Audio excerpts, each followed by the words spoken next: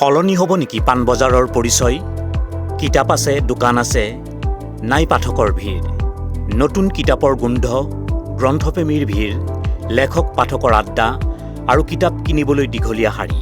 এইবোৰে আছিল পাণবজাৰৰ পৰিচয়। কিন্তু আজিৰ পাণবজাৰত যেন কিবা এটা হেৰাই গৈছে।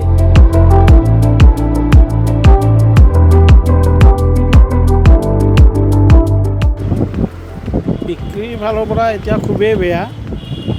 কিতাপৰ দোকান লাহে লাহে বন্ধ হোৱাৰ পথতে। আৰু ইয়াৰ ক্ষেত্ৰত পাঠকৰ ওপৰতো নিৰ্ভৰ কৰে। আজিকালি কিতাপ পঢ়া মানুহ নাই, খুব কমেই। মোবাইলত আজিকালি বেছি ব্যস্ত। কিতাপো আজিকালি মোবাইলতে চায়, ডিক্সনাৰীও মোবাইলতে চায়। গতিকে আজিকালি কিতাপৰ প্ৰতি মানুহৰ ধাউতিটো কমিছে, প্ৰথম কথা। আৰু দ্বিতীয় কথাটো হ'ল কি, চৰকাৰে কিছুমান উদ্যোগ নলোৱা নহয়, লৈছেও। 2025 বৰ্ষটো আমাৰ কিতাপৰ বৰ্ষ হিচাপে পালন কৰিছিল। কিন্তু যিমান চাকৰিয়াল আছে চবকে 1000 টকাকৈ কিতাপ কিনিব দিছে। চৰকাৰে ফ্ৰী দিছে এইটো 1000 টকাটো। কিন্তু অধিকসংখ্যক গ্ৰাহকে আমাৰ পৰা খালী শ্লিপখনহে নিব আহে। 1000 টকাৰ শ্লিপ এখন দিয়ক, অফিচত জমা দিব লাগে। কিন্তু আমি সেনেকৈ দিয়া নাই বাৰু। কিন্তু গতিকে এইটো চৰকাৰৰ পদক্ষেপ ল'লেও আমাৰ মানুহবিলাকৰ নিজৰো কিছুমান পঢ়াৰ প্ৰতি হেৰিও কমিছে, ধাউতিও কমিছে। আৰু নিজৰ মানসিকতাৰ খালি কেনেকৈ হেৰি কৰিব লাগে বেলেগ কথাবিলাকহে জানে, কিন্তু পঢ়াৰ প্ৰতি মানুহৰ ধাউতিটো কমি গৈছে। আৰু হয়তো এনেকৈ থাকিলে 2-3 বছৰৰ ভিতৰত 0.5% দোকান বন্ধ হৈ যাব পাণবজাৰত। আমাৰ ইয়াত এখন কিতাপ পাইৰেটেড বেচিব নোৱাৰে, কিন্তু অনলাইনতো এইবিলাক কিতাপ পাইৰেটেড বেচি আছে। যিটো কিতাপ আমি 100 টকাত বেচি আছোঁ, সিহঁতে 40 টকা 50 টকাত বেচি আছে।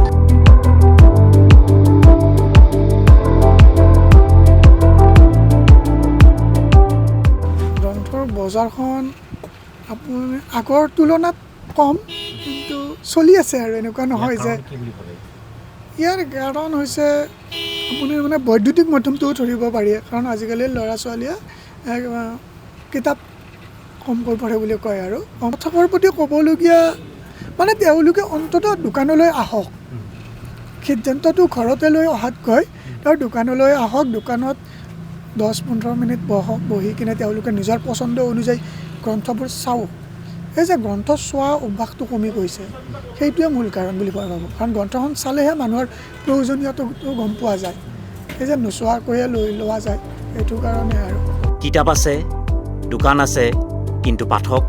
অসমৰ গ্ৰন্থ জগতৰ হৃদস্পন্দন গুৱাহাটীৰ পাণবজাৰ। এসময়ত অসমৰ যিকোনো নতুন কিতাপৰ যাত্ৰা আৰম্ভ হৈছিল ইয়াৰ পৰাই। গমে পাই এতিয়া কিতাপৰ অৱস্থা কি। কিতাপৰ মাৰ্কেট একেবাৰে নাই এতিয়া বৰ্তমান। চেল নাই বুলি ক'ব পাৰি। আমি যিমান প্ৰকাশ কৰোঁ সেই হিচাপত চেল বহুত কমি গৈছে আগতকৈ। কাৰণ অনলাইনৰ বহুত চেল হয়, বা অনলাইনত যায়, প্লাছ আকৌ কিতাপৰ প্ৰতি এইটো কমি গৈছে, ষ্টুডেণ্টৰ চাহিদাটো কমি গৈছে। কিয় নাজানো এইটো। বন্ধ ঠিক নহয়, চলি থাকিব। চাহিদাটো কমিব, খালি আগতকৈ বহুত কমি গৈছে এতিয়া। কিন্তু এতিয়া সেই হৃদস্পন্দন যেন ক্ৰমাৎ ক্ষীণ হৈ আহিছে।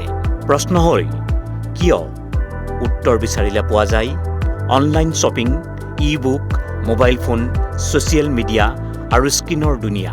এতিয়া কিতাপৰ পৃষ্ঠা ওলোটোৱাতকৈ মোবাইল স্ক্ৰল কৰাতহে অধিক অভ্যস্ত নতুন প্ৰজন্ম। ফল কমিছে কিতাপৰ বিক্ৰী, কমিছে নতুন লেখকৰ সুযোগ। প্ৰকাশকসকলো সন্মুখীন হৈছে কঠিন আৰ্থিক বাস্তৱতাৰ। কেতিয়াবা 1000 কপি বিক্ৰী হোৱা কিতাপ এতিয়া কেইবাশ কপিতেই সীমাবদ্ধ। বৰ্তমান বাৰু সংকট আহিছে, নহয়। কিন্তু জুলাই মাহটো গৰমৰ বন্ধ চলি আছেতো। সেইখিনি সময়ত মানে প্ৰত্যেকৰে অলপ ব্যৱসায়টো অলপ কিতাপৰ ডাউন থাকেই। কিন্তু আমি আশা কৰিছোঁ ধৰক আগষ্টৰ পৰা কলেজ খুলিব, স্কুল খুলিব, আকৌ ভাল দিনটো আহিব বুলি ভাবিছোঁ। আৰু আগৰ দৰে মানুহে এতিয়া পাণবজাৰত কিতাপ কিনিব নাহে। আৰু আজিকালি অনলাইন ছিষ্টেম হৈছে, বা আজিকালি মানে ধৰক হোৱাটছআপতে অৰ্ডাৰটো দি দিলে লাগাখিনিহে লৈ যায়। কিতাপৰ জানো মূল্য কমিছে? কিতাপৰ মূল্য কমা নাই। কমিছে মাথো আমাৰ সময়, আমাৰ আগ্ৰহ আৰু পাঠাভ্যাস। কিতাপে কেৱল পৰীক্ষাত নম্বৰ নিদিয়ে, কিতাপে মানুহ গঢ়ে, চিন্তা শিকায়, সমাজ গঢ়ে। পাণবজাৰৰ এই নীৰৱতা কেৱল ব্যৱসায়ৰ সংকট নহয়, এয়া ৰাজ্যৰ সাহিত্য, সংস্কৃতি আৰু পাঠাভ্যাসৰ সংকট। কাৰণ কিতাপ কেৱল সামগ্ৰী নহয়, কিতাপ সভ্যতাৰ আত্মা। পাণবজাৰৰ দোকানবোৰত আজিও কিতাপ আছে, অপেক্ষা কেৱল পাঠকৰ। কাৰণ দোকান বন্ধ হ'লে পুনৰ খুলিব পাৰে, কিন্তু পঢ়া অভ্যাস বন্ধ হ'লে এখন সমাজ পুনৰ জগাই তোলাটো কঠিন।